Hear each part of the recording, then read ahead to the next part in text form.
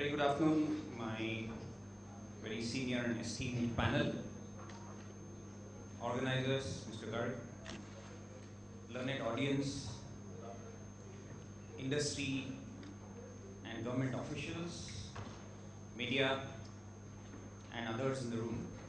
Thank you very much for this opportunity to chair the session. In hydrocarbon and beyond, it looks as if it is limitless. It looks as if there is no bound to the level of activity that we all need to undertake in a country like India. And there can't be any better panel than this from a varied background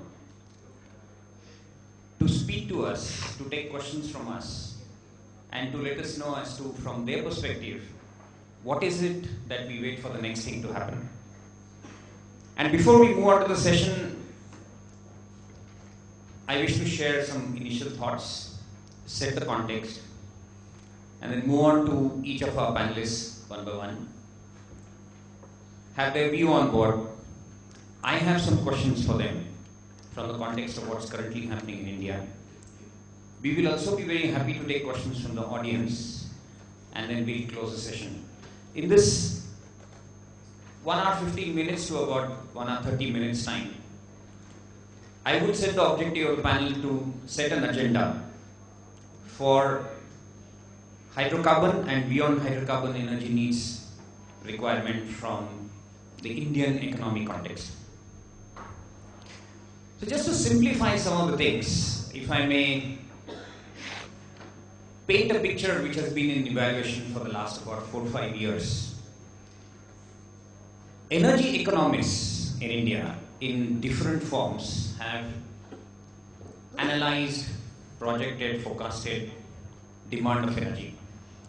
One such effort was put in very seriously in the 11th 5-year plan that was being set. Now we are already in the 12th plan, halfway through maybe. But in this journey of last 4 to 5 years, we've seen all kinds of changes to happen. We were in the kissing range of touching 10% of GDP growth. We fell down to sub 5.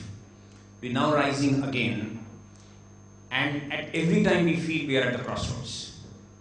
But given these kind of fluctuations in various developing economies, by about 2030, which in energy context is not considered too far away from here, we're just 15 years away.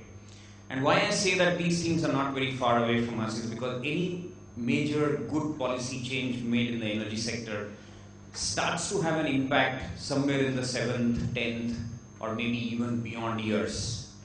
And given that, if we know what's going to happen in 2030 or what's demanded of this sector in 2030, I'm sure this panelist will be very well able to set an agenda for the policy makers and the decision makers in various organizations as to what the context is.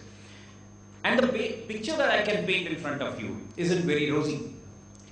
If we actually and indeed make it to 6 and 7 and 9 and 10% of GDP growth, an average elasticity of about 0.8, which is the lowest in the world that one could have thought of for a developing country and not yet an industrialized country. This country is still growing on other sectors than industry, and impetus is being given to the industry. So given that our industry development is in nebulous stage, our contribution to the GDP in the industry sector is still in the nebulous stage, that is what is going to be given an impetus. And still we are assuming about 0.8 elasticity. We will need anything between 4.5 to 6% of elasticity to happen for energy, which means that for every percent GDP growth, we need about 0.8 energy growth. And given the situation today, 50% of coal and the rest of the energy sources coming from the other sources, we are expecting that for about 1800 to about 2200 million tons of oil equivalent, depending upon what growth trajectory this country manages.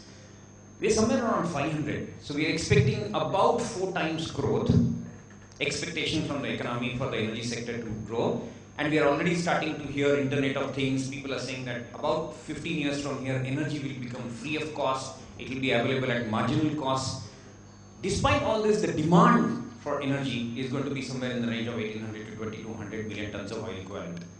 And we produce about 30-40 million tons of oil equivalent in the country. In addition to that, gas, and coal is the largest one which is being relied upon. So we need about 800 to 1,000 million tons of oil equivalent of coal in the year 2030. It's a mammoth task.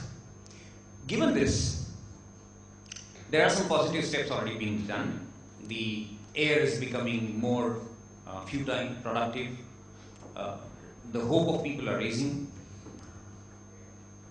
Many kind of energy licenses are being issued. In the last few days, we have had major movements on coal at least, and we are expecting to see such kind of licenses and energy development to take place in the coming time. The question in front of us is, are we able to manage this with hydrocarbon and beyond? And if it is beyond, then what are those alternatives which are going to be seen? Is the hydrocarbon sector in itself able to service something like 4 times of what we produce today, consume today, and meet up with even the production demand for that?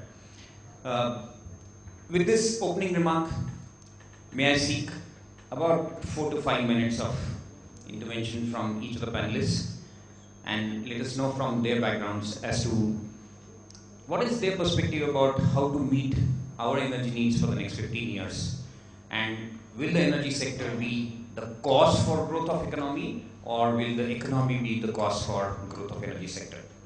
May I request Mr. Sudhir Vasudeva, the former CMD of ONGC, who has extremely good background in terms of what can be the facilitating features for increasing our domestic oil and gas production, as well as striving to do equity oil overseas. Mr. Vasudeva.